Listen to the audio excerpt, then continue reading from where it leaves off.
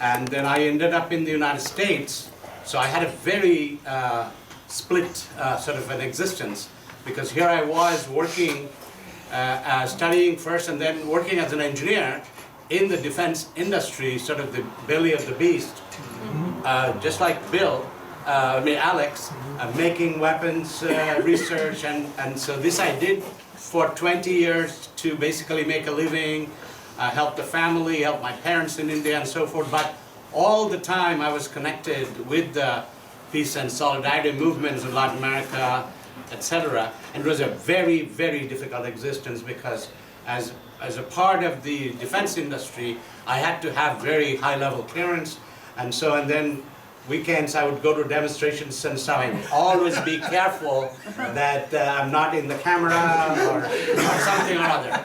So in 1995, I decided I couldn't live with this any longer, and I quit my job. So I was lucky. I went to the U.S. Congress, and I was a science advisor at the U.S. Congress, and then an analyst. And being the troublemaker that I am inside, I became a whistleblower, and I don't know, in 2002, I was in charge of doing an investigation for the government to look at the problems of the missile defense system. And so it was a Boeing company that was doing most of its work in Los Angeles. I spent a lot of time. I didn't know those folks there then. But then I found the technical problem with this and blew the whistle, and consequently lost my job. So I ended up at MIT, also a lucky thing. And this is really my life's work, and life's work now has really just begun the last 10 years or so, and hopefully I'll live 10 more years. That I do a lot of analysis, I do a lot of speaking, a lot of writing, organizing conferences, speaking at symposiums internationally and in the US. So I'm a very happy man right now. We're very happy that you're here. She knows that is there. Наталья, вы мне не поможете? Потому что мой английский. Hello everyone. My name is Alexander Rasokin. I'm the executive director of Transport Case. Could you speak a little louder, please? I will speak Russian. Потому что я как собака почти все понимаю, но сказать не могу. So Alexander will speak Russian, and then we'll translate. Еще раз всех приветствую здесь. Спасибо, что собрались. Меня зовут Александр Рассохин, я из России. Я живу в республике Коми. По профессии я геофизик. So dear friends, I'm very happy to see you all here. My name is Alexander Rasokin. I represent the Association of Veterans for Peace. I'm an executive director, and I live in Komi Republic, which is a bit further north from Moscow. If you look at the map. So my occupation is geophysics. Я служил в Афганистане 1 год и 7 месяцев. For 1 year and 7 months, I served in Afghanistan. В 90-х годах мы познакомились с вьетнамскими ветеранами Америки. Back in 1990s, I've met Vietnamese veterans from the United States. И стали обмениваться группами. Мы ездили в гости в Америку, и они приезжали к нам. And we started kind of exchange tour, because they came to Russia, we went to the United States. Надо было как-то ломать стереотипы. Somehow we needed to break the stereotypes at the time. И в начале 90-х годах я познакомился с Джерри Дженезио. And back in early 1990, I met Jerry Дженезио. Это был в Мэйне руководитель организации Veterans for Peace. He was the Veterans for Peace director for Maine.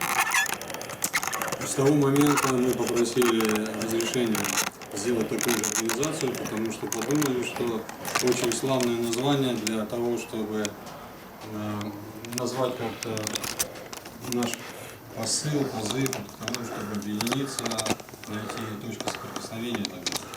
And since then, I asked permission to found a similar organization with a similar name here in Russia, because it would be great to share some basic ideas and practices. В 1994 году мы, собственно говоря, уже окончательно сформировались. Back in 1994, we finalized our association. Приезжали на 2 конвенции. Были в Соединенных Штатах. Twice we visited the Veteran for Peace Convention in the United States. Это было очень здорово. And that was great. Завтра приедет, у нас завтра в 10 часов будет руководитель нашей организации. Tomorrow at 10 o'clock in the morning, our head will be here. У него будет доклад. He will make a report. И, насколько я помню, у нас 12 часов подписания совместного соглашения. And as far as I remember, tomorrow at 12, we'll sign a mutual agreement. Поэтому очень большая просьба ко всем присутствовать. So please, I am asking everyone to be present at noon tomorrow. Thank you very much. Thank you.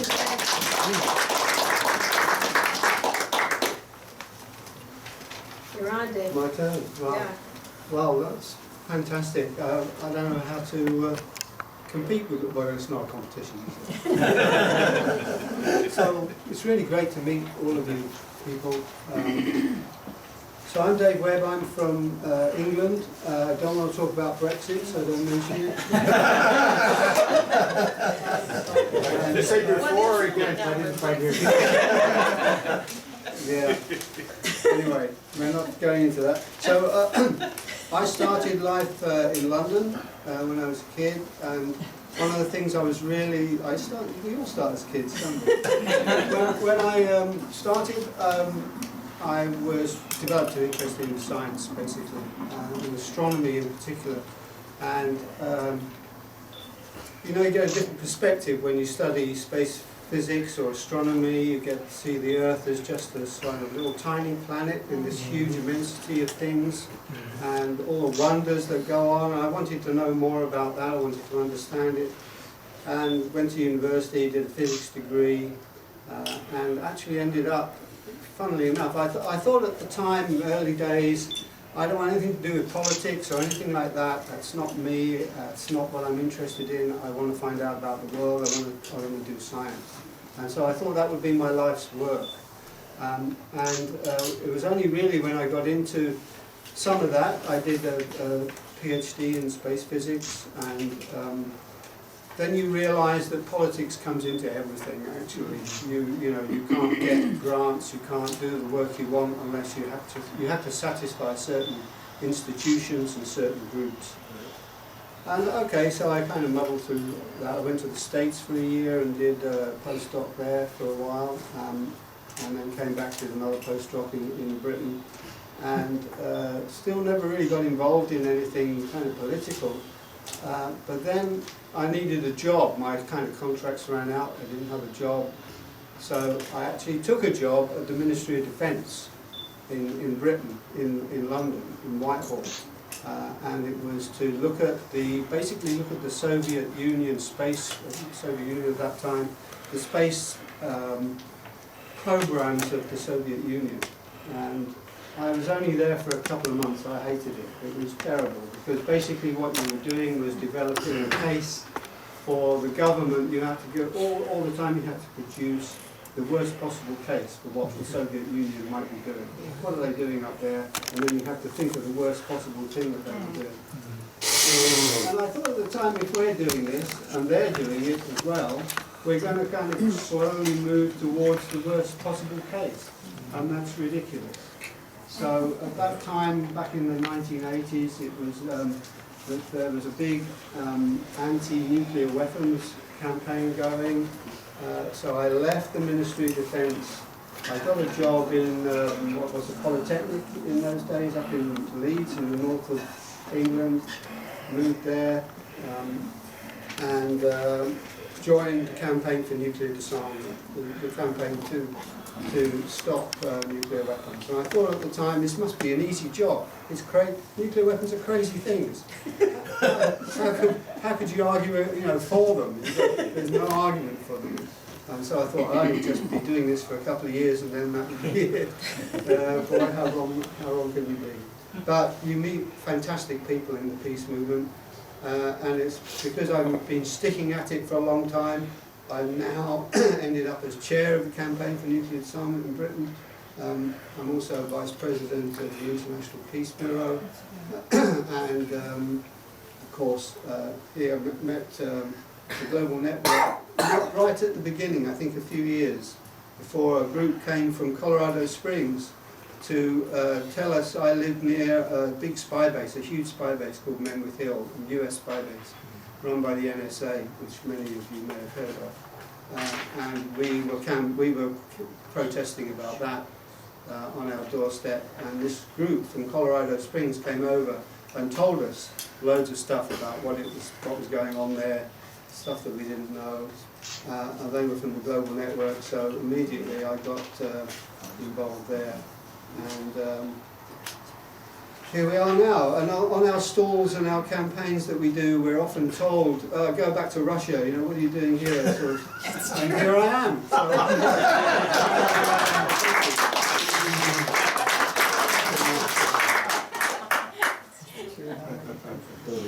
So this is so remarkable, I have to say.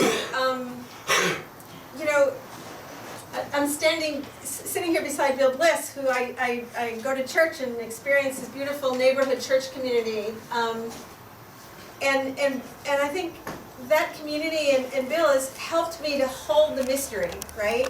So I'm mystified by the fact that this group of 30 have come together in this circle in Russia. And we all bring such an amazing history, and one can never know what the outcome will be for each of us as individuals and for the world, but there's no doubt but that this is a powerful experience. So I do have to say, if you have a chance to talk to Carrie and John Shushard, please ask them about the experience they had of wandering around Moscow yesterday and entering a monastery. But what I hold from their story, they found themselves in this beautiful service, and at one point it was complete darkness in the room. And then one by one, the candles were lit. So darkness at one candle, and then at another and another, and the light defeated the darkness. And so I just hold in my heart the light that each of us carry to whatever dark places we'll return home to. And so we will reinforce and strengthen our own light in this time together, I hope. Okay, Bruce, I'm handing it. No, now we go to Tanya. Yeah. Tanya, can you describe what the decisions that we need to make? Maybe what I could do is put the 4 choices on the board and people can sign up. Okay. We don't need the names, we just need the We need the names, and well, first of all, tomorrow is our Russian Orthodox Easter.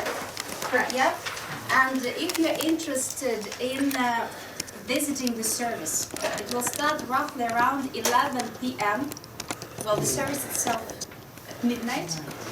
While nearby, just 10 minutes away, there is a Russian church. So for those who would like to visit, I will be there, and we can go as a group. Okay?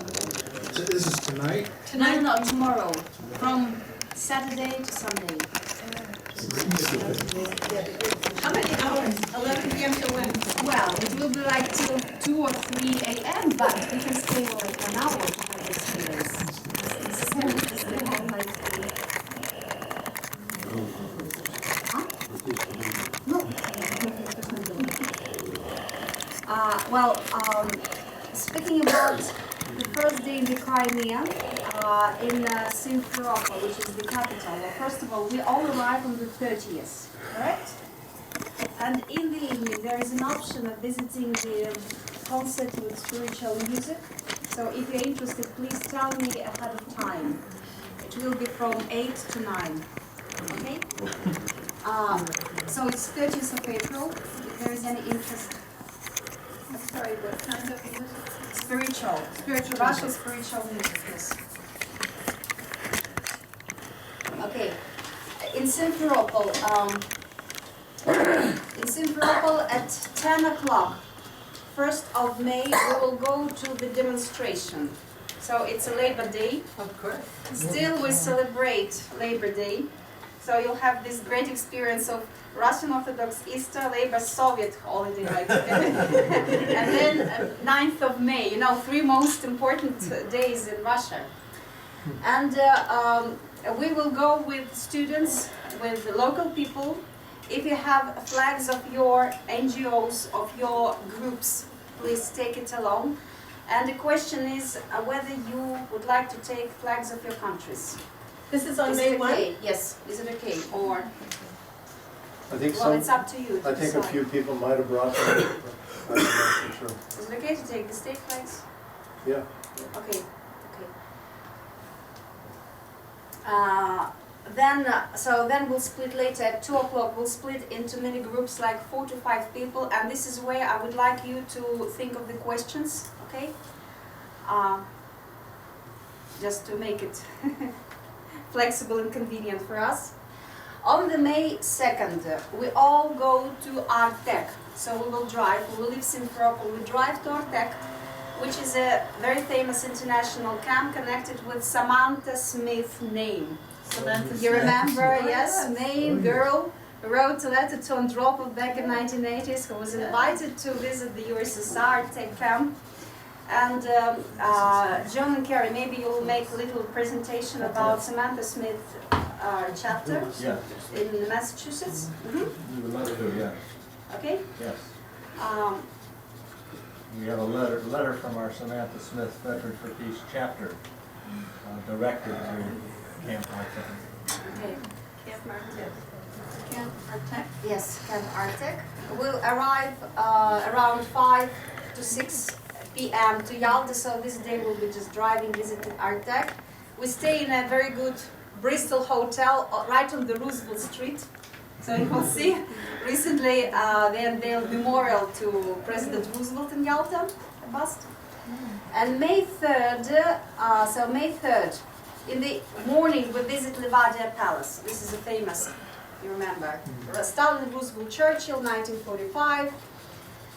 So after the palace, we also split into 4 or 5 mini groups. And this is where I need your advice, which place you would like to visit. So first, center with the children, special needs. So Carrie and John will go, Mary Beth, and we'll need 2 more people there. So please think who would like to visit. Second, Veteran Association.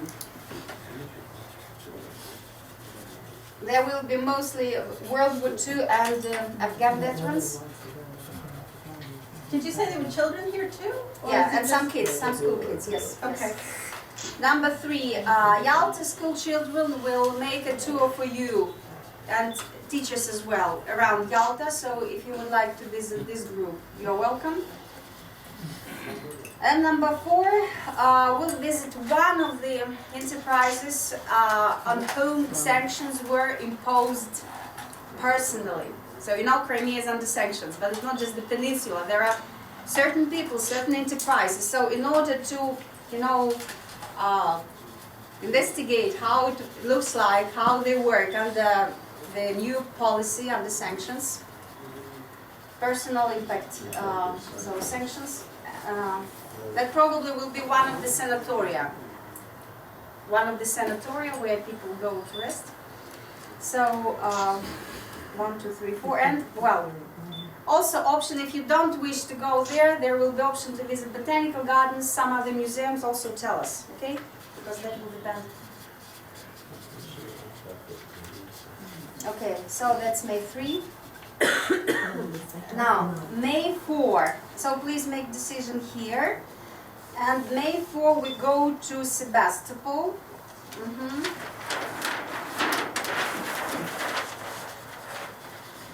Where we meet with those who engineered the revolution when coup d'etat took place in Kiev and people said no, we don't want to go this way, we go our own way. You see? So that will be probably one of the most important days. Also, please think of the questions. There will be journalists and activists. So Crimean Spring, just Crimean Spring events, because also we'll split into groups there.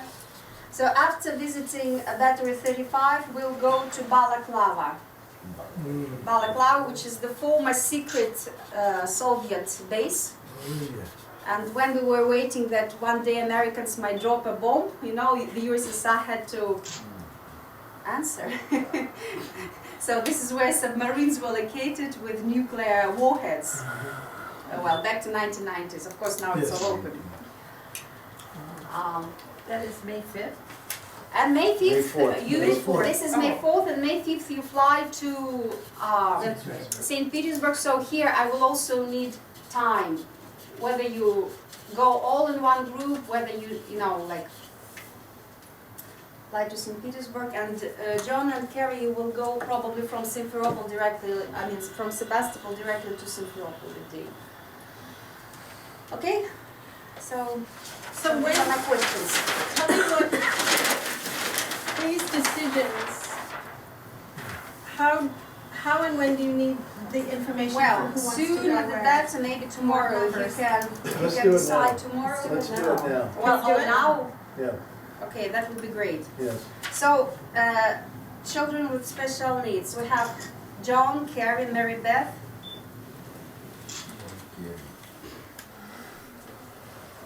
Excuse me, Tanya, could you speak a little bit more about what the dynamics of the Veteran Association meeting might be, and also what the personal impact of Crimea sanctions, what the interpersonal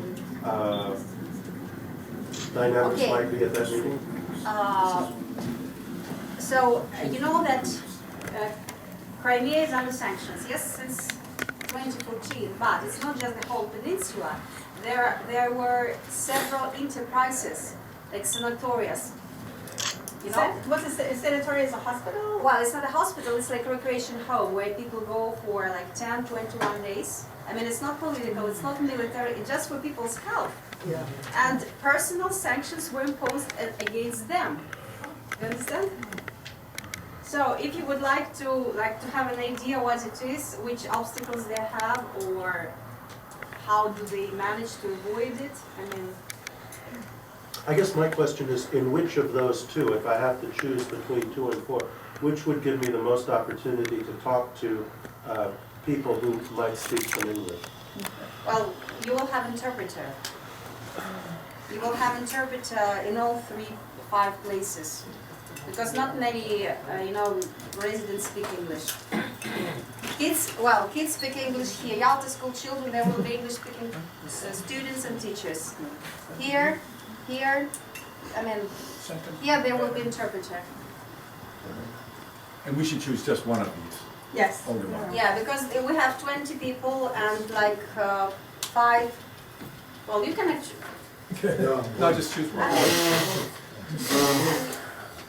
Only one. Only Well, one. for you, maybe you'll go to church. Yes, you remember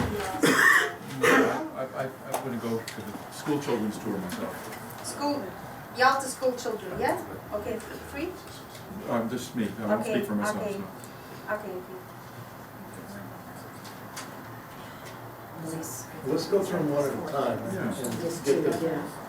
Or just if you think a bit, maybe by the end of the day you can give me the answer. Okay.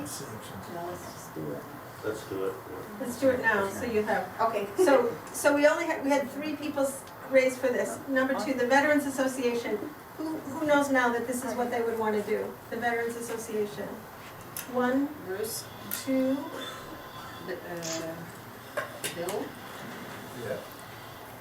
Okay. That's okay. That's okay. So Okay.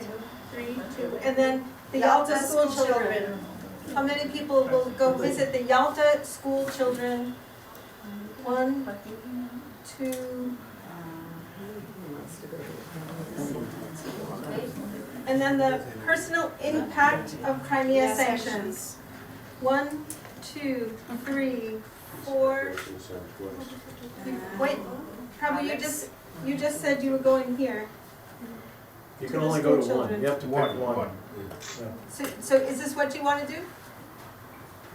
Yalta school children If you know some. or the Veterans Association?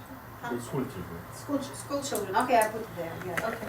So, premier sanctions. Dave, Alex. Keep your hands up for the. Yes? Okay, Good. 3. Okay. 4. 4. Yeah. 5. Leslie, 5. Will you go together? No, but Just you? I'm gonna go to the veterans, so put me up for the veterans. Veterans. Yeah, I'll go to the John. veterans His thing name too, is I'm sorry. Yeah. There's John and Will. the evening it out. So, yeah, 4 people for Veterans Association. Okay. John and Will. Okay. That'd be good. And so then, Botanical Gardens, is there anyone left? 1, 2, Uh-huh. 3. 3 people for Botanical Gardens. Okay. Beth, does somebody like take us there? Yes, you'll have a tour guide for all of it. Okay. Good. So thank you. One more for number 3. Yalta School Children. You, Lincoln. How do we do? Did everybody pick one? No, I haven't picked one. Okay, But please you do. might think of it. Okay, premier sanctions. Brilliant sanctions? 6 people here. Uh-huh. That's Yossi. Okay. 7, 10. Hey, Dave, How why do we don't you do? go turn on the Oh, I computer didn't, and yeah. get Huh? You want to do that again? Where were you before? He was with the school children. So this is now 2, and this is 7. 7. Is that okay? Does that work for your group? All right. Thank you.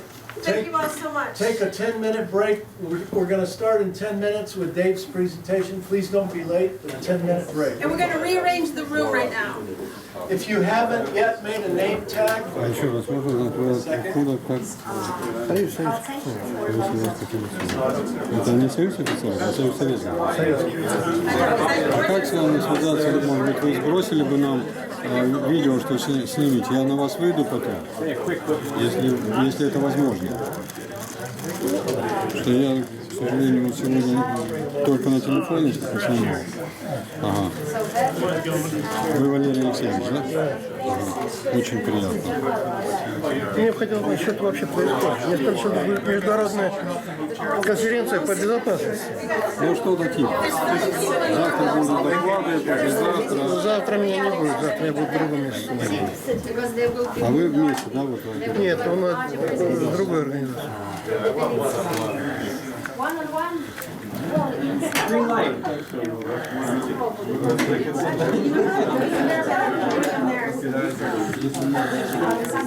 Following that, we will hear from our friends from Nepal. They will each speak, 3 of them will speak for 5 minutes each.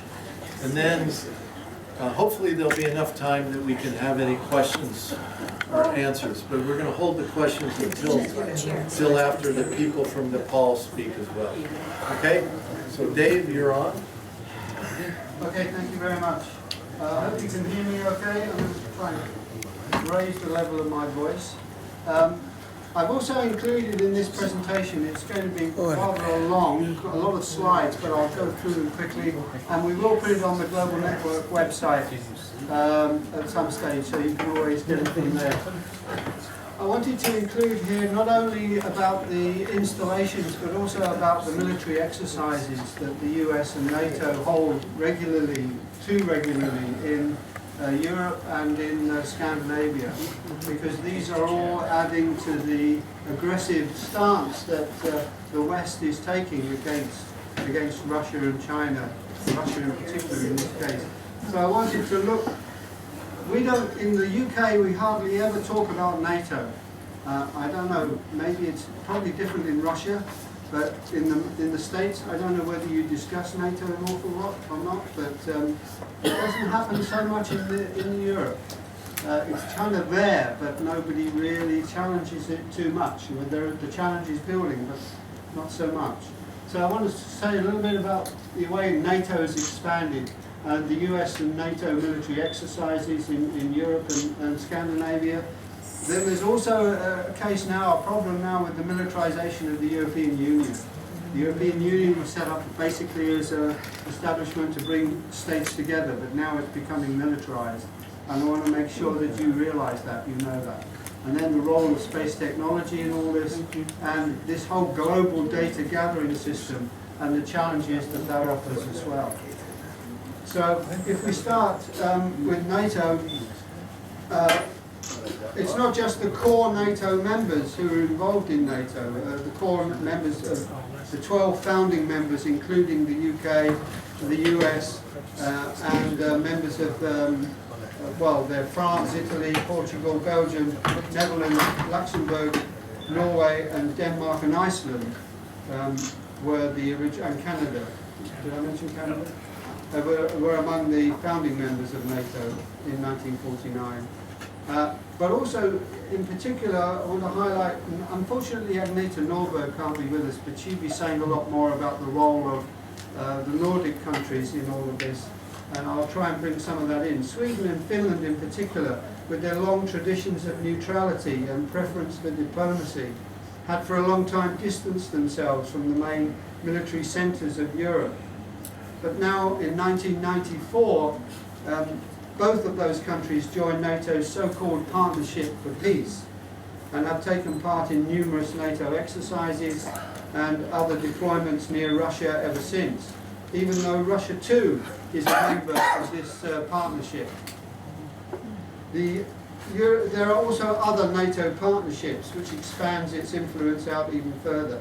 In the Euro-Atlantic area, the 29 NATO members also engage in relations with 21 partner countries around Europe, including Russia, through this partnership group called the Euro-Atlantic Partnership Council, which was established in 1997, a multilateral forum created to improve relations between NATO and non-NATO countries in Europe and those parts of Asia on the European periphery.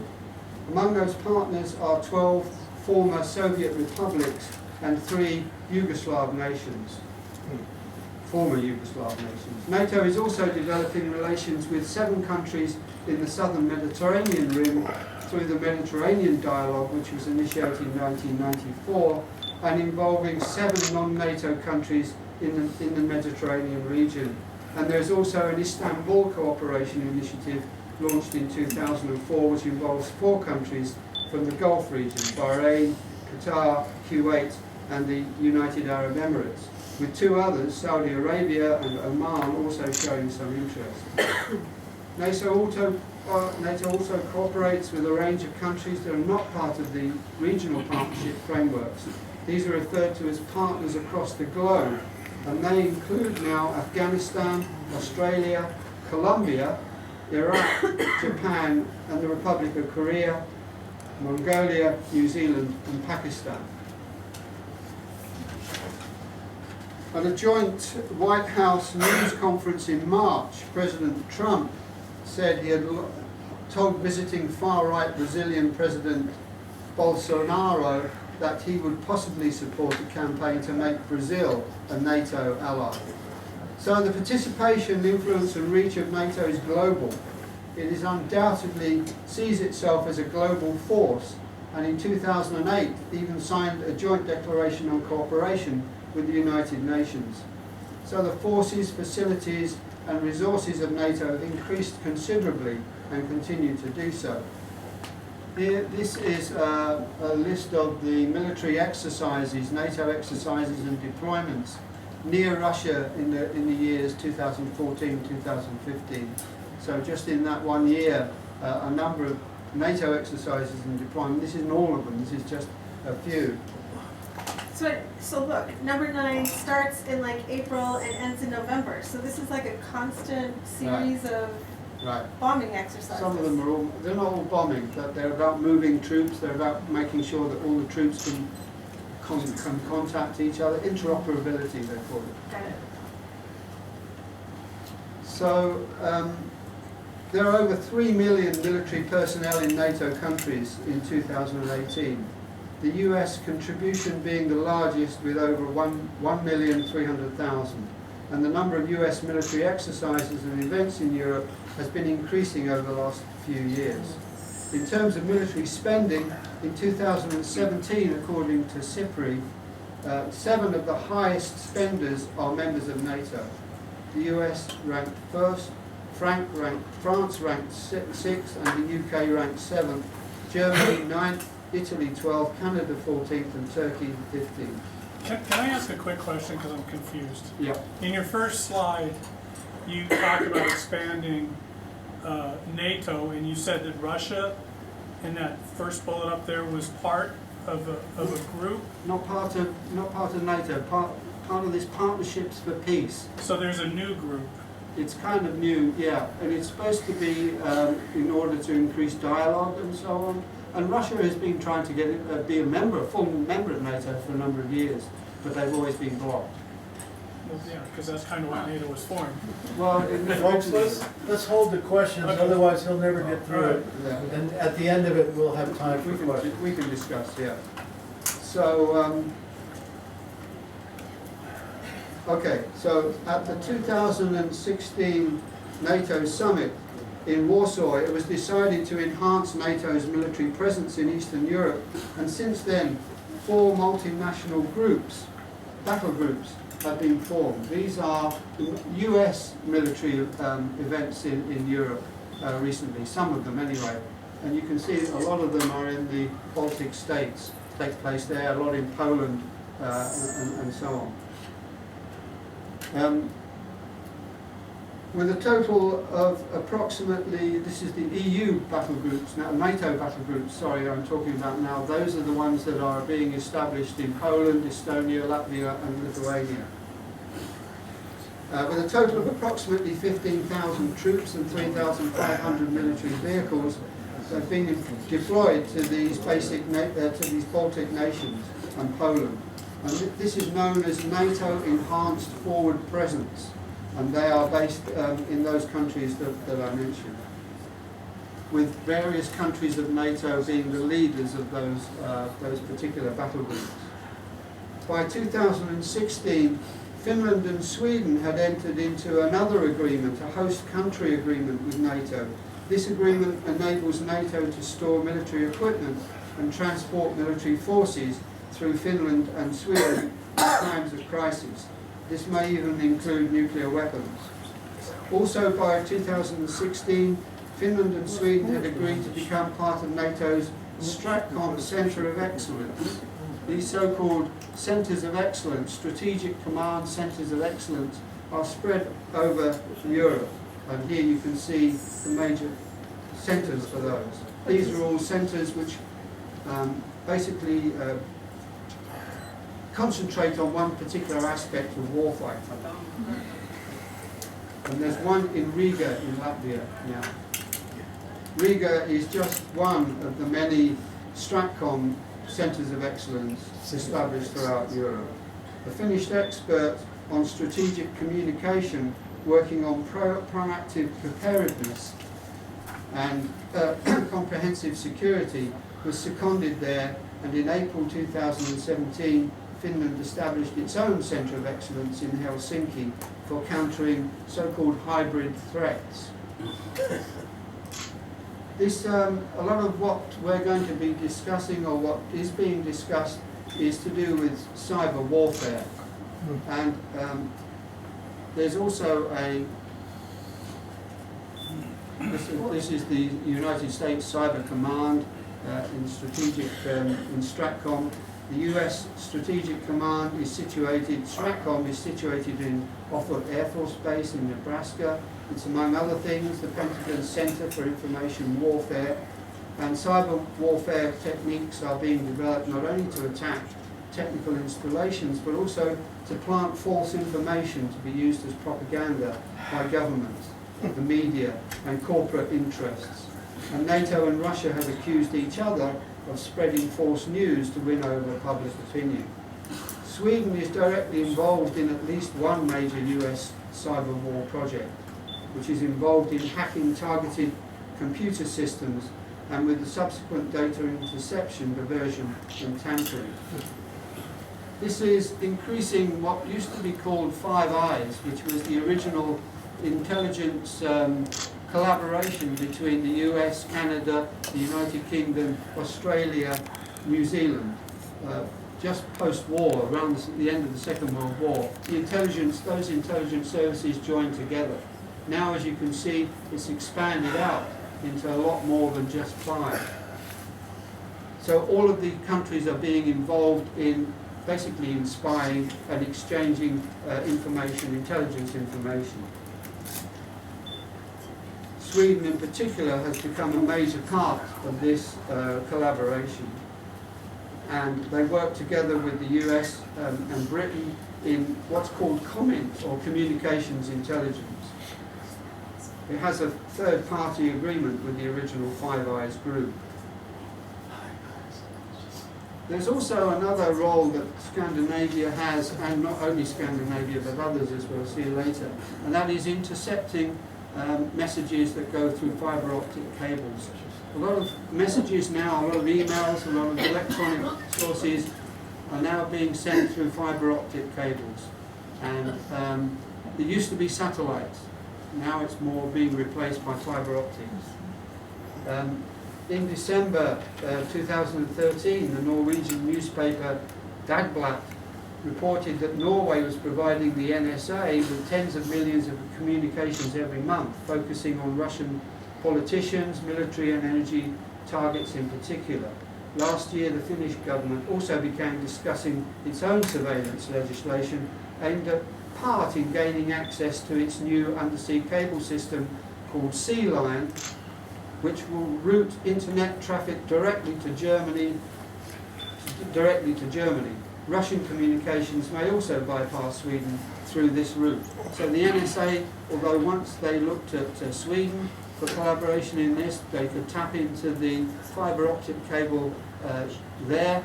The new route may bypass that and go through Finland, so they're working with Finland in order to hook into that fibre optic too. Just to show how important these kind of things are, the Baltic Sea is seen by many as a major theatre in the new cyber warfare arms race. And that's the Sea Line, that's the new fibre optic cable which runs from Helsinki to Germany that we mentioned. In June 2017, a spin-off of one of the NATO exercises, the Baltic Host, called Baltic Ghost, was held as an exercise in the cooperative response to cyber attacks.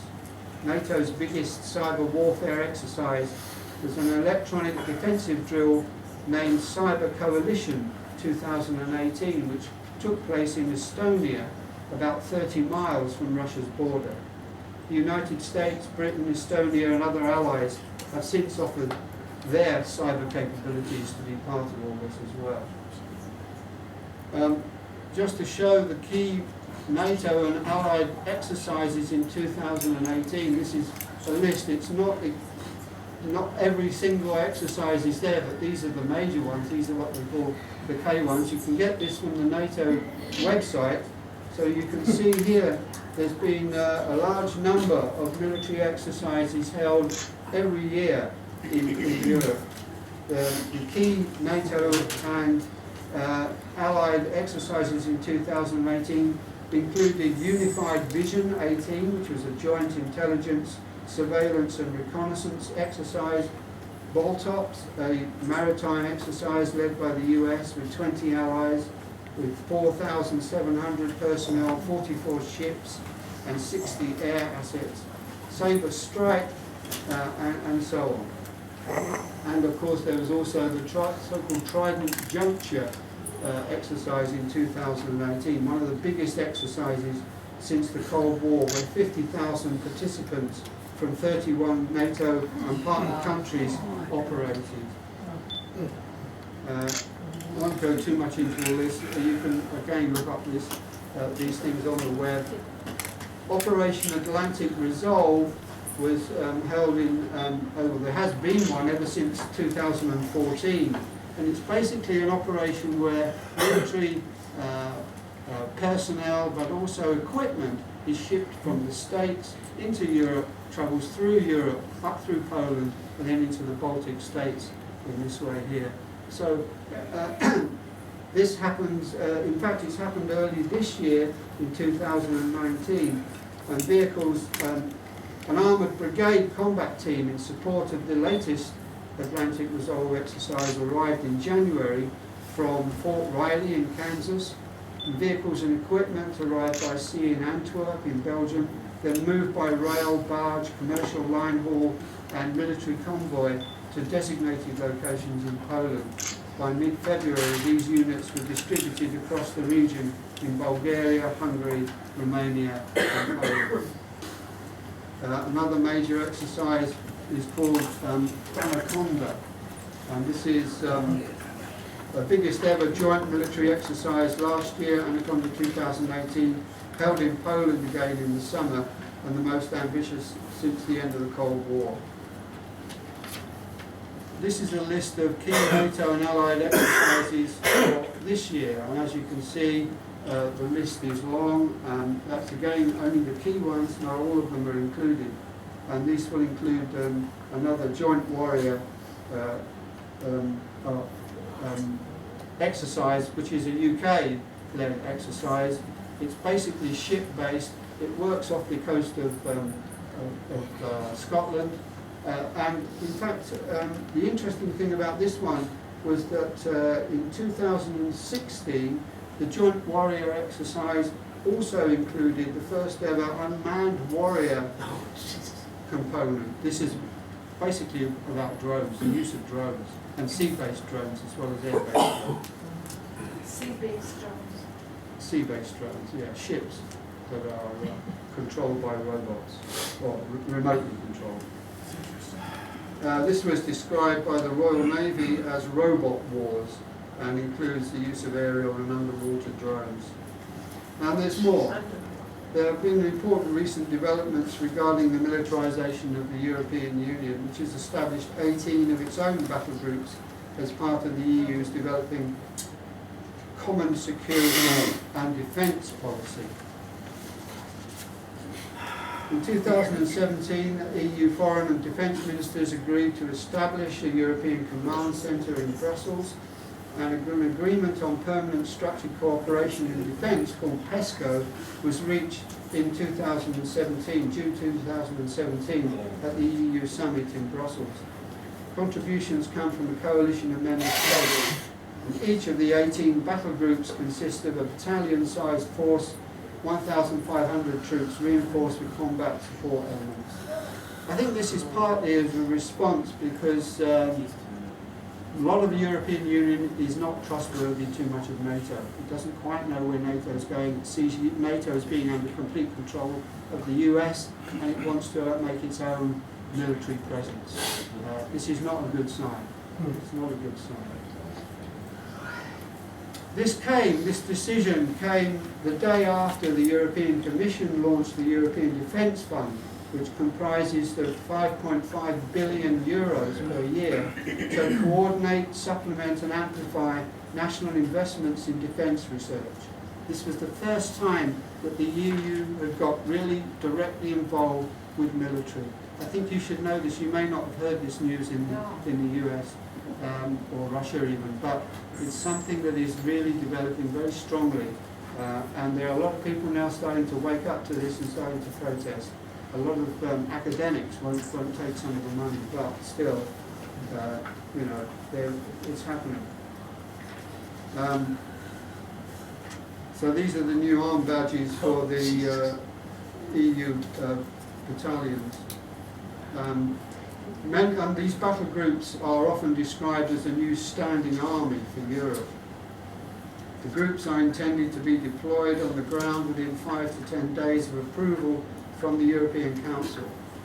The deployments must be sustainable for at least 30 days, which could be extended to 120 days if resupplied. These are the missions and operations in 2018, so you can see they're already pretty active, already things are happening. And this is all part of the so-called common security and defence policy of the EU. So, and there is cooperation at the moment between the EU and NATO to share information and share assets, including space. You'll see that at the top of the list there. 34 projects adopted in 7 areas of collaboration with NATO, and one of those is space. So the European Union has undertaken many civilian and military operations in several countries and will work with NATO as required. So there's a lot of provocation. That's one of the things I was mentioning. I mean, we hear a lot in the UK, and I guess you do too in the US, about Russian maneuvers, about what they're doing, moving troops around, flying aircraft. We're doing exactly the same, if not worse. We're bringing together all of these countries throughout Europe to face up along the borders of Russia. And one of those major installations is missile defense. A major provocation which comes from NATO and the United States. These military bases and missile sites along the borders of Eastern Europe are established in the name of so-called missile defense. NATO and the US have been planning for and developing military bases in Europe to support the missile defense system since 2002. And President Obama's European phased adaptive approach to missile defense was announced in 2009. And here we can see how these installations are lining up on the borders of Russia. It consists of, first of all, radar sites in Turkey, the UK and Norway, Standard Missile 3, so-called Aegis Ashore sites in Romania. Romania was declared operational in 2016, and also in Poland, which is due to be established last year, but has been delayed until 2020. And 4 ship-based Aegis interceptor systems hosted in Rota in southern Spain. The central command of the system is at the huge US base in Ramstein in Germany. There are also, so these are 3 of the NATO bases associated with that. One in Romania, Ramstein Air Base, and then the Turkish, or hosted in Turkey, radar establishment. And this is the Aegis ship-based system deployed in the Mediterranean. They make these boats in Bath, Maine, which is some of you will know. And I think Bruce said, oh no, it's not one of these. It's not one of these. It's being christened this week. Yes, on Saturday, there's going to be a christening of a Zumwalt destroyer in Bath, Maine, and there's going to be civil disobedience there by our friends from around the state. So I'd like to point out that these bases are basically responsible in the end for the destruction of the INF Treaty, because it's these bases that have provoked Russia, and basically Russia's response was to try to respond to this by moving missiles close to their borders. This has upset the United States, so both countries are accusing each other of cheating on the Intermediary Nuclear Force Treaty, the INF Treaty, and have now pulled out of that treaty. And it was that treaty which we fought so hard for in the 1980s to remove thousands of short and medium-range missiles from Europe, US missiles from Europe. That treaty is now gone. And we know that the US in particular is building a load more short-range nuclear missiles, so to be used this time as well, so-called low yield, that can actually be used in warfare. So things are looking pretty bad in Europe. I think as a consequence of this, there is a build-up of a movement again starting in Europe. We needed this huge build-up in the 80s in order to get rid of those weapons.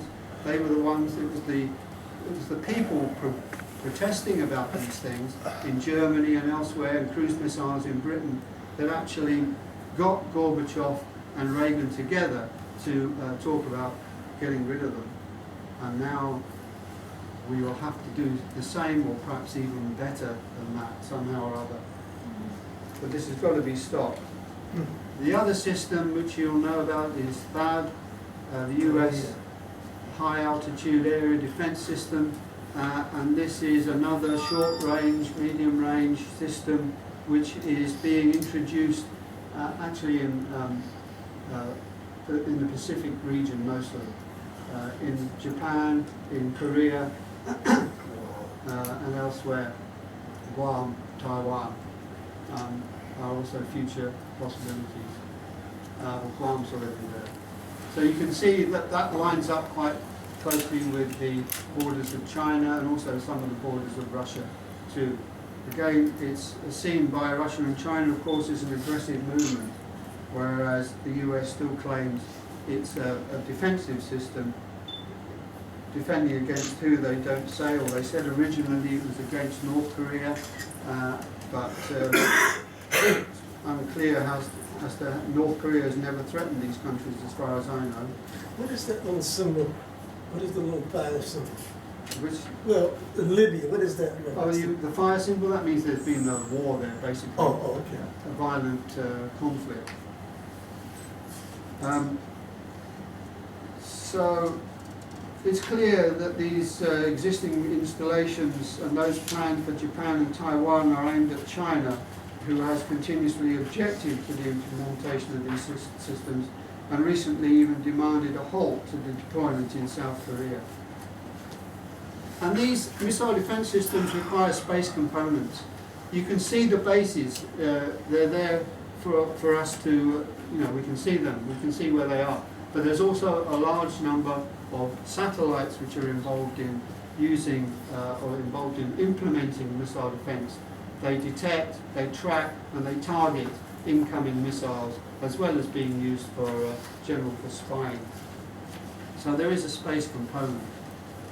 So overall, as Roots Action has said, Trump has evicted Russian diplomats, sanctioned Russian officials, put missiles practically on Russia's border, sent weapons into Ukraine, lobbied European nations to drop Russian energy deals, left the Iran agreement, torn up the INF treaty, rejected Russia and China's offers on banning weapons in space and banning cyber war, expanded NATO eastward, added a NATO partner in Colombia, proposed adding Brazil, demanded and successfully moved most NATO members to buy significantly more weapons, splurged on more nukes, bombed Russians in Syria, overseen the largest war rehearsals in Europe in half a century, condemned all proposals for a European military and insisted that Europe stick with NATO. That's the situation at the moment. I think it's well summed up there. I don't know how much time I have left, but I did want to say a little bit about military uses of space, because that's obviously what we're about. Military has a number of uses for space. It uses it for surveillance, for communication, for global positioning, for missile targeting and guidance, for drone operations, and for missile defense systems, as we've said. And I think it's all of these coming together. It's easy to see military bases on the ground. You know where they are, you know what they do, more or less. You don't see satellites up in the sky.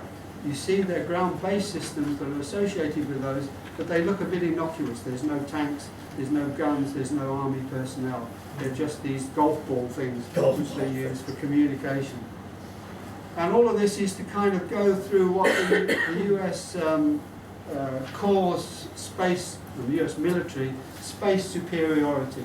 They want to gain space through superiority through what's called situational awareness, being aware of everything that's around them in the environment of space and on Earth. So this involves spying on huge levels and interception of information and so on and so on. I haven't got time to go through all these. I'm going to skip through a whole bunch of... These are some of the installations that I used in this system in Sweden and Norway. And if Agneta was here, she'd go on about this for hours, but unfortunately she isn't. But the one that in particular I wanted to mention, and I think that Will be going to, after this, he'll be going to Finland. And they have an exercise going on there called, what's it called? I've forgotten the name of it. But it's, no. Anyway, it will be centred on this place called Sodanplia in northern Finland, which is a space centre. It's an Arctic space centre. Here's the picture of it here. And what it does is it receives messages, it receives information, data from a European satellite system called Copernicus. And this Copernicus system has a number of sentinel satellites which monitors the Earth. I think I'm running out of time, but it monitors the Earth environment. As you can see, it's kind of used swathes of information, and it goes on to collect those and pass them on to the European Space Agency and then to the European military operations. So it is part of a military system, and it's interesting that this particular exercise will be focused on Sodanplia at this time. It highlights the importance of space as seen by the military. Another operation is called MUOS, which we've been involved in the global network. This is in Sicily. They have a receiving station there for the information. It's a global system. There are 4 of these ground-based systems around the world. We went to the one in Sicily and visited the people there. It's called MUOS, the Mobile User Objective System, which is a UHF frequency SATCOM system for the US Department of Defense. And this is part, again, of a global data gathering system around the world for sucking up huge amounts of information. Also for plugging into all of these different communications systems around the world.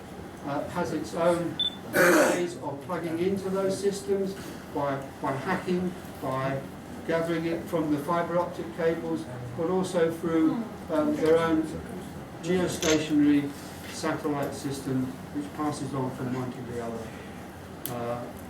Here's the undersea cable network.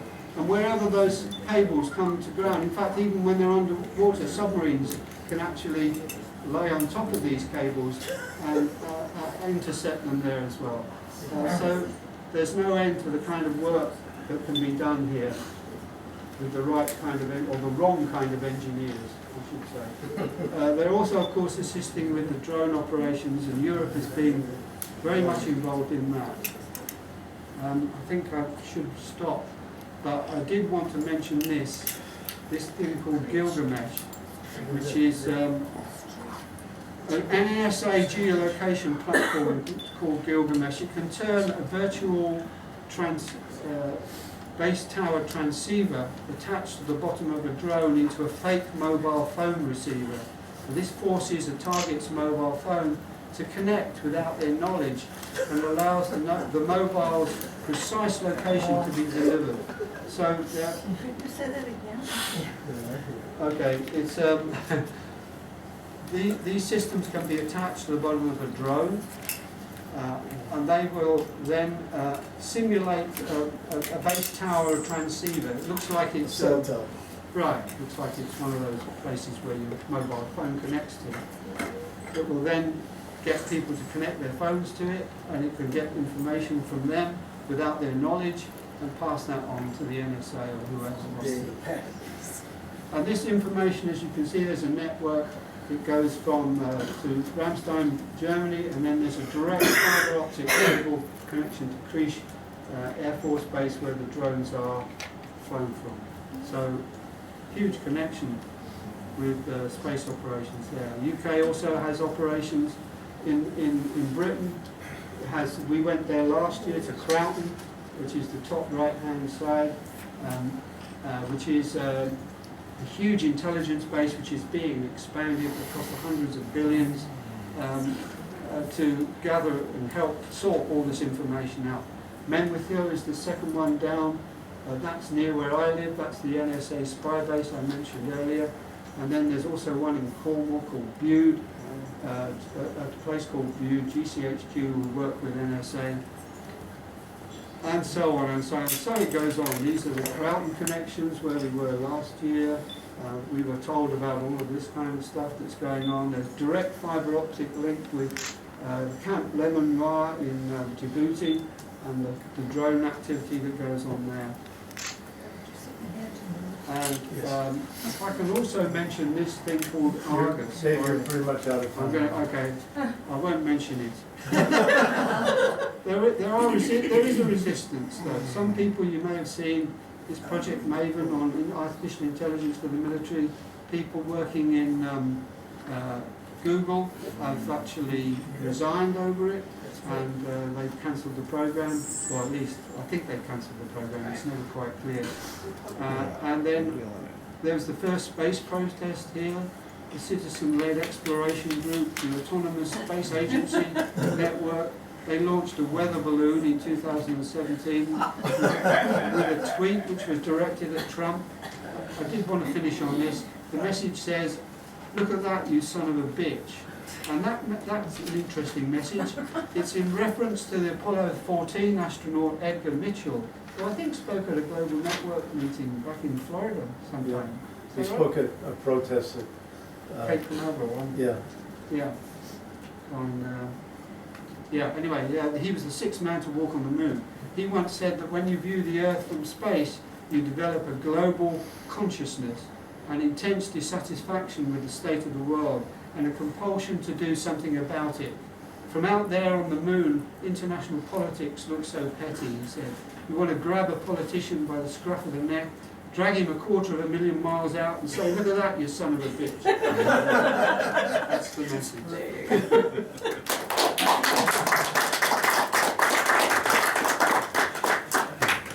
Thank you, Dave. Okay, we want to invite our friends from Nepal to come up. Who's going to go first to speak? Thank you, Dan. Which of you will speak first? From Nepal.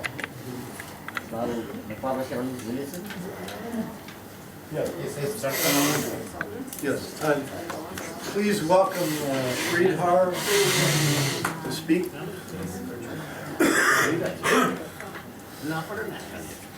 You're going to speak about Nepal's relationship with Russia. Okay. 5 minutes. Thank you very much, Bruce. First of all, I would like to thank Bruce and Debe and all members responsible for organizing this great program, conference. We have 4 people from Nepal. I will speak much. First of all, I would like to introduce my friends. Our friends, delegates, Professor Dr. Sadkov is here. Already we heard from him too, and Sir Prabhu Yadav, from CMC, and Ms. Manisha Thapa, and two young delegates will be speaking more than me. Regarding Nepal-Russia relations, since the establishment of diplomatic relations between Nepal and Russia, we have had very good understanding, good cooperation between Nepal and Russia.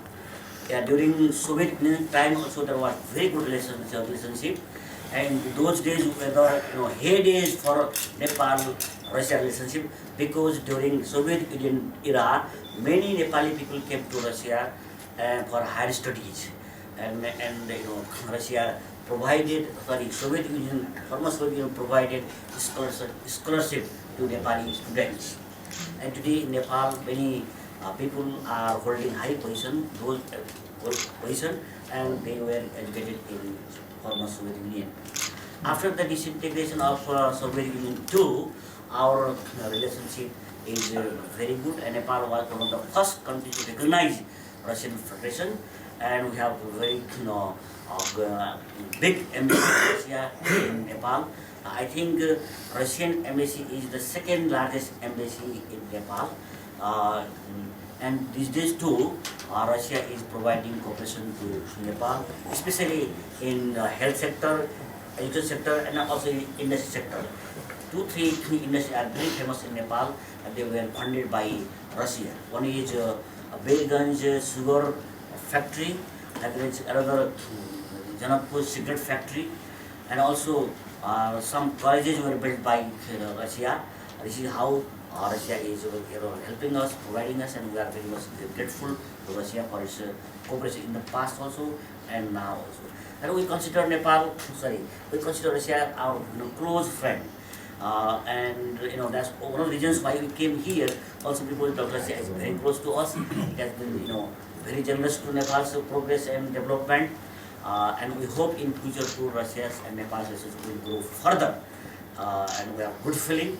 And already we consider Russian people very our close friend. And there is no any problem, no any misunderstanding between Nepal and Russia. That's all between Nepal and Russia. And our purpose is already mentioned here is to show our solidarity, and also and when we go back, we'll also organize many programs and programs to arouse awareness in Nepal. Just now, Professor Debe gave us so much information and how it is a dangerous situation in the world, and we have to oppose this nuclear power in space. We have to save the earth, save the space from all the nuclearization and militarization. That's what we will do. From our part, whatever is possible, we will continue to do in Nepal too. That's why once more I thank Pros and Debe for organizing this program. More because I am senior to my young friends, so I will speak less, they will speak more. And Mr. Manisha Thapa and Mr. Prabhu Yadav, that will speak more about this more. And both of them are young and energetic, and so I hope in future they will contribute more in Nepal, and then and this global network will be one of the most important organizations in Nepal too, and that's what our objective too. And my friend Professor Gopal Pokhel is very senior person, and he is very associated with many organizations. So I'm happy that he has come, and he will also help us in organizing program in Nepal, and we assure Bruce and David that we are with you. Our solidarity is strong, and we will disappoint you. That's the promise from my side. Thank you very much.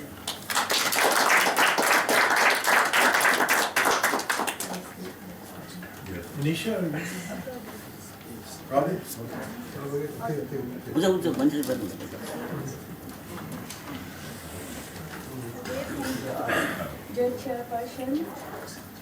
Dear Chairperson, distinguished delegates and friends, it is my great privilege and pleasure to participate in this conference organized by Global Network Against Weapons and Nuclear Power in Space, held in this beautiful city of Russia. First of all, I would like to thank Bruce Gagnon and other members of the organization for holding such an important conference at a time when the entire humanity is facing the risks of conflict extinction because of the proliferation of nuclear arms, and especially the spreading weapons and nuclear power in this place. We have come from Nepal, where Gautama Buddha, the Prince of Peace, was born. It is situated between China and India, equipped with nuclear arms. India and Pakistan having nuclear arms. Any misunderstanding between these two countries will directly affect other South Asian countries, including Nepal. According to the World Nuclear Association, WNA, there are 435 operating nuclear power reactors, and around the world, about 72 plants are under construction. India, China, Pakistan have sizable growing nuclear arsenal, although it has not been given official statement to its nuclear capabilities. According to estimated data, approximately 23,000 overall nuclear weapons in the world are processed by 9 countries: USA, Russia, UK, France, China, India, Pakistan, Israel, and North Korea. Israel and North Korea have not officially confirmed their nuclear weapons. All these countries having competition each other in producing nuclear weapons and arsenals encourage them in making more powerful hydrogen bombs with megatons TNT capacity. 183 countries have signed comprehensive test ban treaty to ban all type of nuclear explosion activities, but India, Pakistan and Israel have not yet signed showing these national security concerns. Pakistan and Israel never joined NPT, Non-Proliferation Treaty, so it has become regional as well as global threat. IAEA, International Atomic Energy Agency, has already recorded 420 major and minor radiation-related accidents with heavy casualties. Nuclear weapons detonations brings various undesired consequences that are detrimental to human environment. If nuclear power and radioisotopes are properly used, they are born for solving energy needs and nuclear medicines. If we make misuse of them, it will become banned and destroy the whole world and peace. We must oppose both terrorism and war. We must discourage the cult of violence and militarization. We must oppose unilateralism and promote multilateralism and cooperation for world peace. We must respect human rights and seek solutions through dialogues. Peace will be maintained for the betterment and well-being of entire mankind in the world. If scientists and leaders of superpower nations will take a lead role on their initiative towards disarmament. So we understand the immense significance of the responsibility carried out by global network to make the space free from nuclear weapons. Finally, our participant is to show our solidarity with the objectives of global network in order to raise our voice of protest to the weapons and nuclear power in space. Thank you all.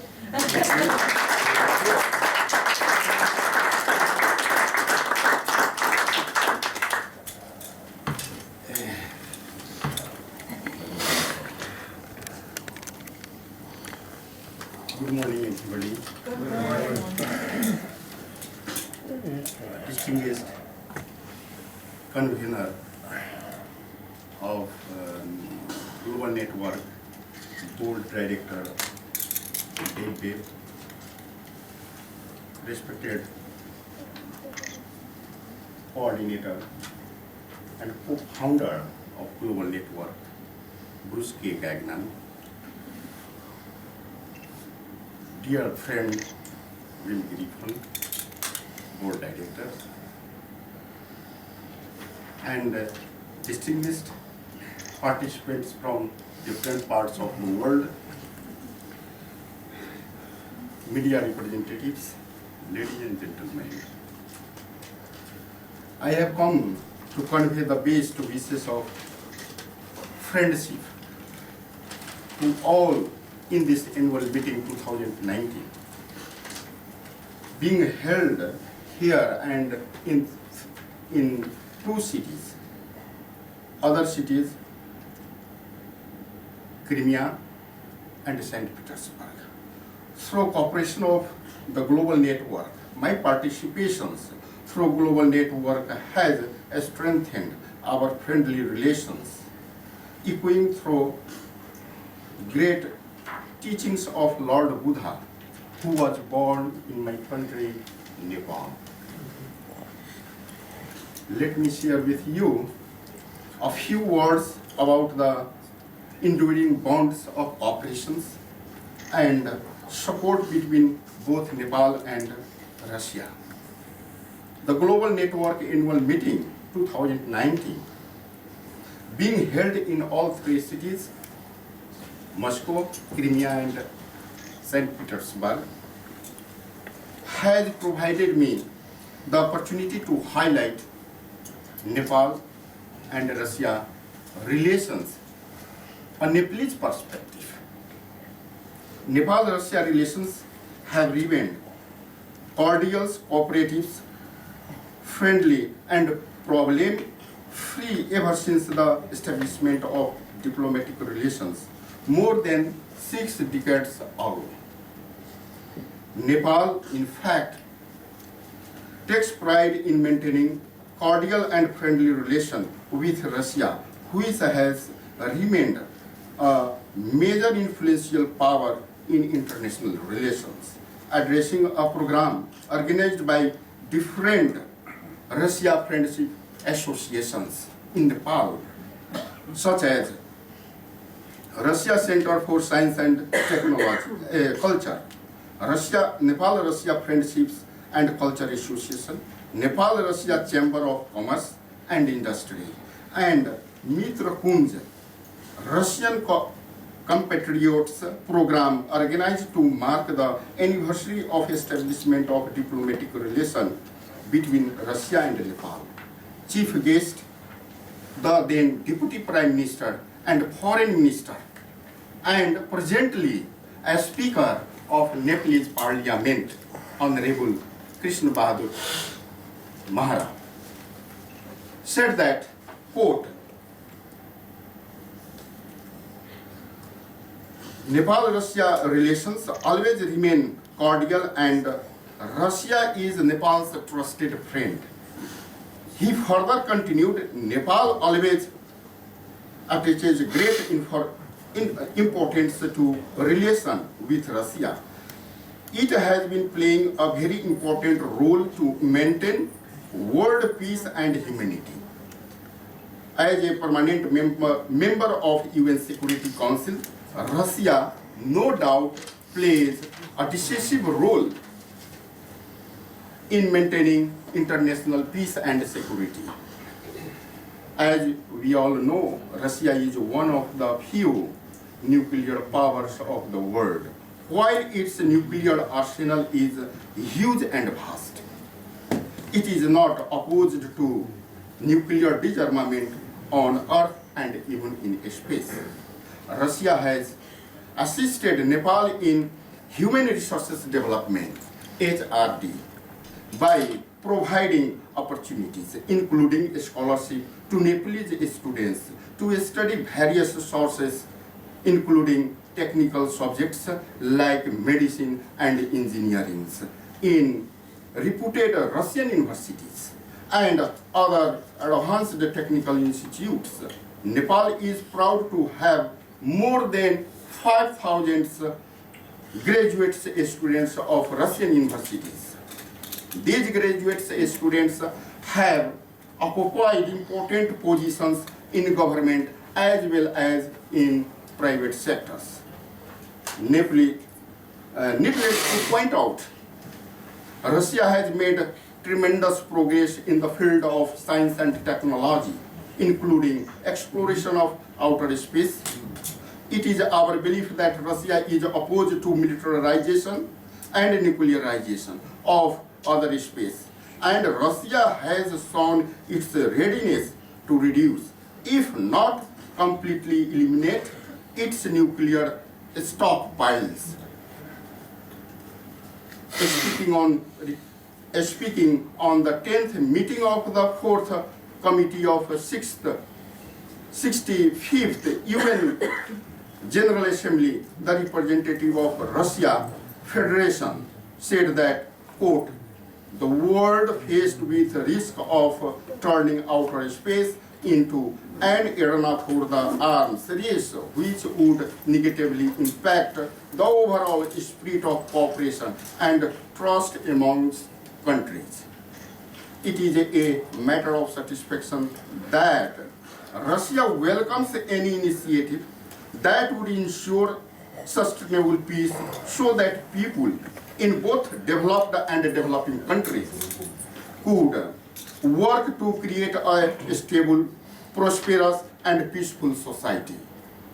For development to take place at an accelerated pace, a country like Nepal needs trained and educated manpower, and Russian cooperations in human resource development of the country is highly appreciated.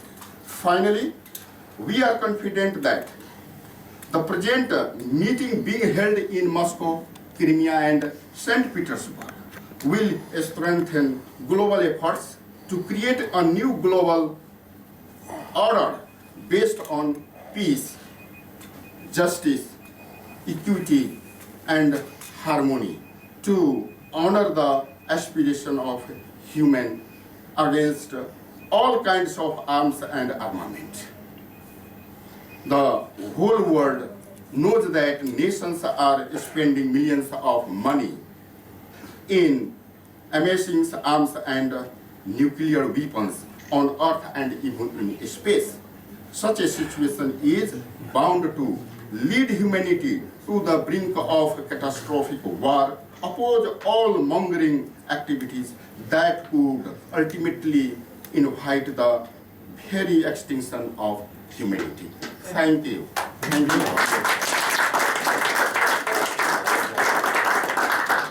Okay, we have one additional, please come forward, one additional speaker. This gentleman here is going to be introduced by our friend Leonid, and please welcome him. Hello, dames and gentlemen. My speak English very bad, but translate. Я представлюсь. Dear friends, our friend is from the union, one of the unions of veterans also for peace and veterans for different aspects of social life. Is very active, very favorable social activist. He will tell you his position of his group, and he basically wants to say a word of greetings. His name is Vladimir. Владимир Садков. Vladimir Sadkov. Я представляю Союз офицеров России. I represent the Union of Officers of Russia. Сопредседатель организации. I am co-chairman of this organization. И представляю международную организацию. And also I represent the international organization. Всеславянский союз. Called Slavic Union. Который объединяет. Which includes славянские организации 15 стран. The Slavic unions of 15 countries. Кроме того, я являюсь заместителем председателя Союза геополитиков России. Besides that, I'm a co-chairman of the Union of Geopoliticians of Russia. Я уверен, что вы здесь. Or Geopolitical Union of Russia. And I'm sure you are here. Сможете обсудить все угрозы, которые представляют гонка вооружений. All the threats that weapons raise threaten the world of. И в первую очередь в космосе. And first of all, the weapons race in space. В высоких технологиях. And in the high type of technologies. Особенности в киберпространстве. Especially in cyber security. Недавно мы провели Recently we held Международный геополитический конгресс. A great international geopolitical congress. Глобальная безопасность и научно-технический прогресс. Which called Global Security and Scientific Congress. Global Security and Scientific Progress, which were held by Academy of Science of Russia. Где из 17 государств There were representatives of 17 countries. Обсудили все угрозы, and debated about all the threats, которые представляют для нашего мира which is now threatening the world. Гонка вооружений, First of all, weapons race, угрозы в киберпространстве, cyber security угрозы threats, для экологии and threats to ecology, и другие все вопросы, связанные с глобальной безопасностью. and other issues И мы of the решили world's safety. на конгрессе создать новую организацию, международную, such an international network, научное сообщество и ученые, network of scientists и общественные деятели and social activists за безопасный прогресс. For the safe type of scientific progress. То, что придумывают ученые, разрабатывают новые, оно должно работать на мир, а не на войну. What scientists create in the world has to work for peace, not for war. И мы, ученые, должны отвечать And us, scientists, за свои have to открытия. be responsible for our discoveries. И необходим контроль со стороны ученых And it is needed за тем, чтобы эти разработки не использовались, scientific community новые for those открытия, developments and discoveries технологии, да, which are not to be used for destruction. Не использовались во вред человечеству, Not to be used for to harm humankind, а шли только на развитие but to be used for development. Между странами и в первую очередь развитие прогресса. Development of the progress towards good. Если ученые в мире If scientists и общественные деятели and the social activists смогут объединиться и can создать unite and create a network, сетевую организацию, network type of community, то мы сможем вместе when we will be able together предотвратить prevent многие глобальные конфликты на планете, many global conflicts военные on конфликты, planet Earth, и не and допустить, military conflicts, чтобы and do not allow милитаристы that использовали достижения науки в своих целях. use the scientific achievements in their goals of militarism. Я готов предоставить свои контакты That way I'm ready to give you для all of взаимодействия. my contacts for cooperation. И в заключении And in conclusion, скажу так, наша задача, вот задача всех, our task for all объединение is to unite совместных усилий our joint efforts в рамках единого замысла, in the frame of common, so to say, глобального common замысла, understanding, global understanding защита безопасности of на планете defending the safety on the от planet всех Earth угроз. against И all мы of все the вместе threats. это All можем together сделать. we can do it. Честь имею.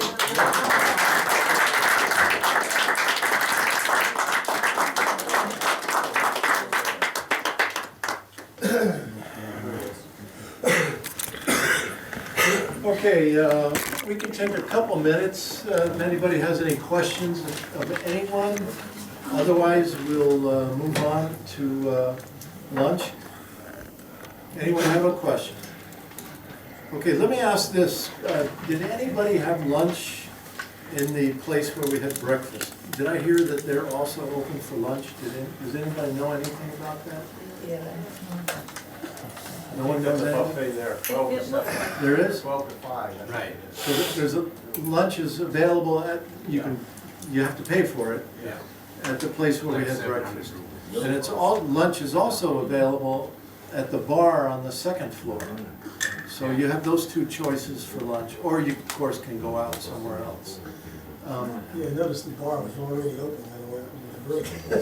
Let me ask this, how many of you around 2 o'clock would be interested in having a guided instructional to the metro station just near here, and then maybe even be taken on down to like Red Square?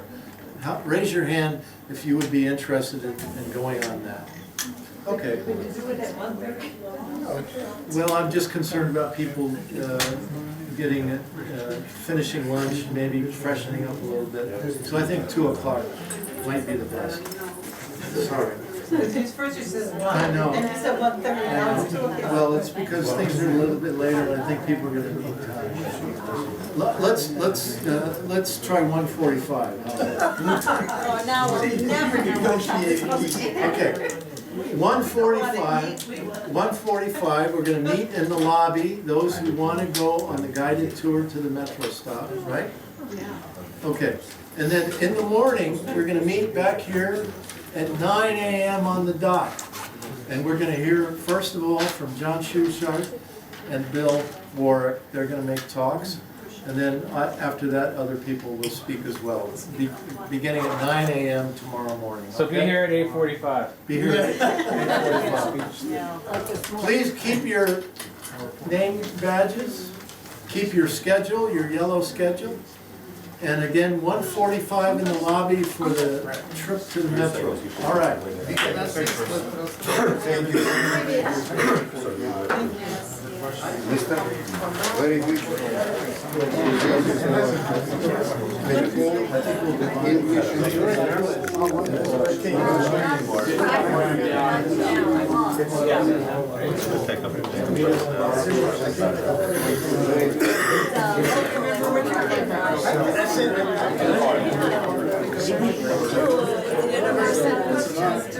Yeah, I mean, it's so difficult to get even ADR interested in anything that is really critical.